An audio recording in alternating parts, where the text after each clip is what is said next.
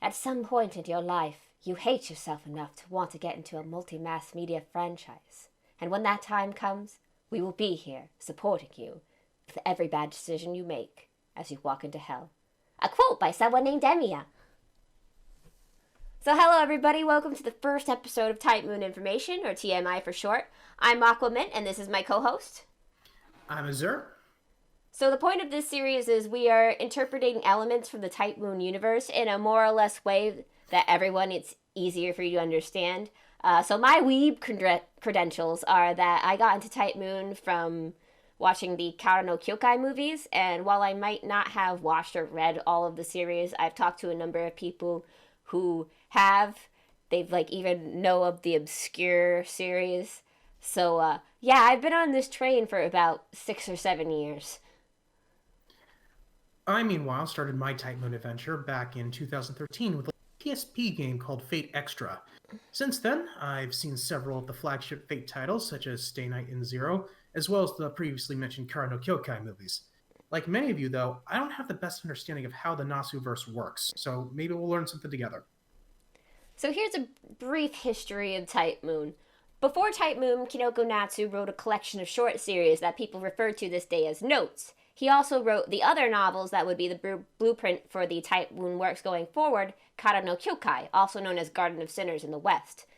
In the year 1998 or 2000, there is conflicting info on this, Nasu teamed up with Takashi Takeuchi and created the gaming company Type Moon. They released their first visual novel in December 2000, which was Tsukahime in Eroge, which was pretty common for visual novels during that time.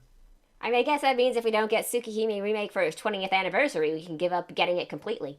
But anyway, Tsukahime was such a big success. A month after its release, they did a plus disc, which included a few side stories, and even 7 months after that, they released its sequel, Kagetsu Toya. In December 2002, they teamed up with another company and released the fighting game Melty Blood, which is apparently so good it got 6 different names because of re-releases and patches. Its most recent form, Melty Blood Actress Again Current Code, is available on Steam. And no, I didn't just have a stroke and spout a bunch of random words. That is the game's title. So Type Moon was ready to make bigger things right around the corner. In 2004, with the cashiest of cows was created. Saber. Oh, and I guess the rest of Fate Night is there too. So I don't think I need to go into depth on the Fate situation, but it is interesting to note that Natsu only wrote for the original Stay Night games, the Extraverse, and some of Great Fate Grand Order. Many other writers have picked up his other, let's call them half-baked and April Fool premises ideas and then made full series based on those. So now that that's done, let's get into what series should I start with, though? We would first like to state that these are just suggestions. Type Moon has so many series, there isn't a correct way to get into the universe, and as long as you're not jumping into something that is a direct sequel or prequel, then any series should be a good starting point. So for our recommendations, if you want to get into Type Moon as a whole, or just need to get all the references, then Kara no Kyokai movie series is a good place to start. It will introduce you to Natsu's style of storytelling and reoccurring magical elements that will appear in other works. It can be a bit of a commitment, as there are 8 movies to watch, but this series is the most contained out of all these other works. For those of you just looking to get into the Fate side of Type Moon, prepare yourself, because everyone who thinks they're giving you the correct guide to Fate is going to tell us we know nothing. Our Fate recommendation is Fate Extra for the PSP. Yes, this recommendation is biased, but we also have a couple of other reasons why we're recommending it. First, there is an official English release of this game. The second is that it's the shortest series, meaning that it's not a large commitment. The game is also self-contained. It tells a complete story without needing any prior information or any sequels to understand it. Bonus round! Why aren't we recommending any anime for Fate, you might be wondering? Well, it's because at the current time, Fate Stay Night is incompleted, with no sign they're going to animate the first route, which is pretty important, because Fate Zero should not be watched until after you read or watch Fate Stay Night, which means you can't watch El Malloy case files.